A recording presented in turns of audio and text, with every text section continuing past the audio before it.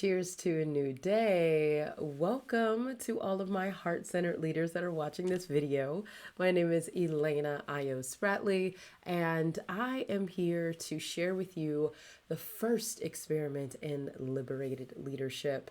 I have spent over a decade working in tech, working with teams, executives, and professionals on not only on the products they're creating, but the wonderful experiences that they're crafting for themselves. I am so happy that you are joining me inside of this podcast slash newsletter all about resilient leadership. And so for today, we are starting with you, okay? It's because the most impactful leadership revolution begins within. And so often, sometimes we are not the most attentive. We can be running a bit on autopilot, whether it's from the boardroom to our family room.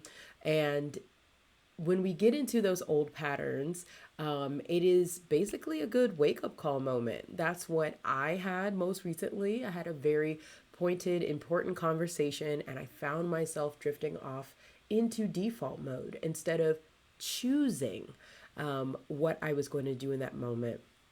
And so that birthed this series called Experiments in Liberated Leadership. And inside of this series, it's a micro series for leaders that are interested in creating a sustainable impact via their liberated self.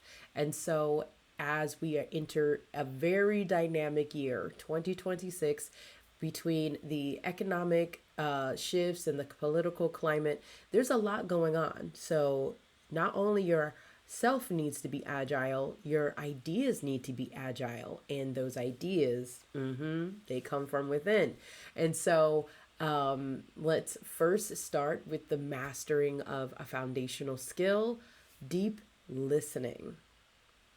So for our first experiment in our listening method for strategic clarity, we are going to recognize that liberation is not just this individual experience. It is really truly rooted on collaboration and the commitment that we have to ourselves. And that collaboration is rooted in actually listening to people, collaborative listening, not to reply, but to understand. So step one is all about listening out. The market is your mountain. Your client is a mountain. Your team is a mountain. Listen to all of these people you're interacting with as if they are a mountain. You don't listen to a mountain to fix it or to change it. You observe it. Observe its contours, understand the ecosystem that exists around it, and then see if there are some consistent pain points that you're hearing. If, as a mountain, that would be the things that are eroding it. So allowing yourself to listen to your team member, to your peer executive as a mountain makes it so that you're able to understand what their aspirations are, their deep needs are, and it applies almost a slightly detached yet empathetic method to be listening and gaining that strategic data that you can then understand some of the unspoken dynamics that are happening in the room. Step number 2 is to listen in. Be aware of your somatic intelligence and then dive into your intuitive insight. So before you strategize, feel. So number 1, we're going to sense the data, okay? When we're in these conversations, maybe in your next meeting, take a moment to notice what you are emotionally and physically feeling and sensing. Is there a tightness in your chest? Or do you have a surge of energy? These are all important pieces of information. It's the intelligence before the intellect. This tells you where you are in the equation and how you honestly feel about what you're hearing.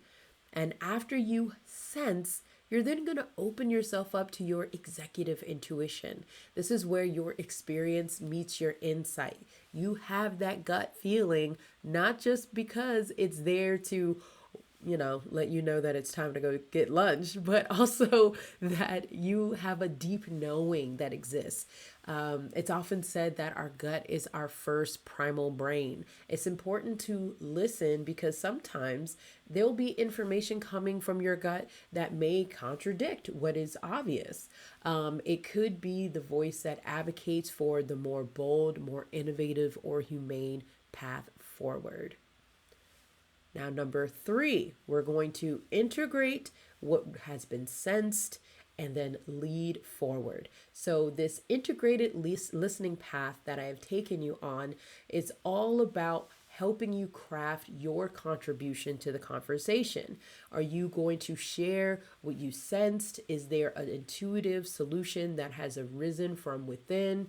And then make sure that you're deliberately collaborating. All right. Based on what you could share, something like, based on what you shared, here's what I'm hearing as what's most important. And you could share something like, what is your desired outcome? By making it a collaborative conversation, it makes it true co creation instead of a debate. So, for your own leadership experiment, your next time that you're with a one on one or talking to a client, you can employ this. Listen to them like a mountain. Check in with your somatic response and tap into your intuition before problem solving. And then share from that integrated place and invite them to share their desired outcome. Now, why does this matter? Well, it matters because when a leader listens from a liberated self, you're able to pour not from an empty cup, but as a deep well that is overflowing. One of my mentors, Sally, if you're watching, hello. I love that she shared this overflowing well analogy with me, and I think about it all the time. Thank you, Sally Carson.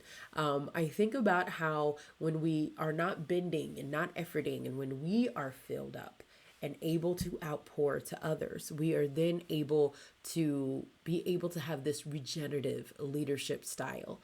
And so this is what leading from within really looks like: a deep awareness of yourself, accessing your intuition, and having that true capacity for resilience and impactful change because you have a deep stability within yourself.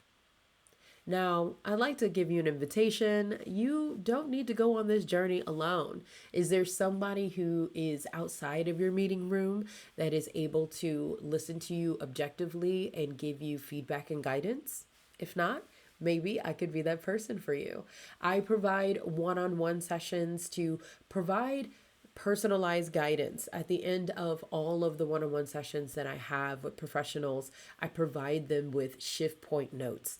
Inside of these shift point notes, it gives them an actionable step that they could try out in the future based off of what we talked about, and also an empowering mantra.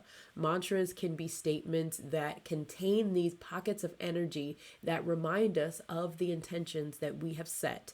And so feel free to check out the link in the description to connect with me, Elena Ayo, if you are interested in working with me directly. I do intend to have a one-day in-person retreat in Austin this year. I'm really looking forward to connecting with leaders in person. And then also I will have an online cohort experience. If you're interested in more information about this, be sure to send me a line on a DM on LinkedIn and let me know. I will have those sign-up pages available soon. Until next time, know that when I meet with you again, we're going to be talking about the commitment that we're making inside of ourselves. And before we get to this commitment, we're going to define our leadership focus. We're going to understand that there is a spectrum from self-sacrificing leaders to self-focused leadership. Make sure that you come for the next episode where I will be sharing more about defining your leadership focus. Till next time, be well and listen deeply. My name is Elena Ayo, and I look forward to seeing you again.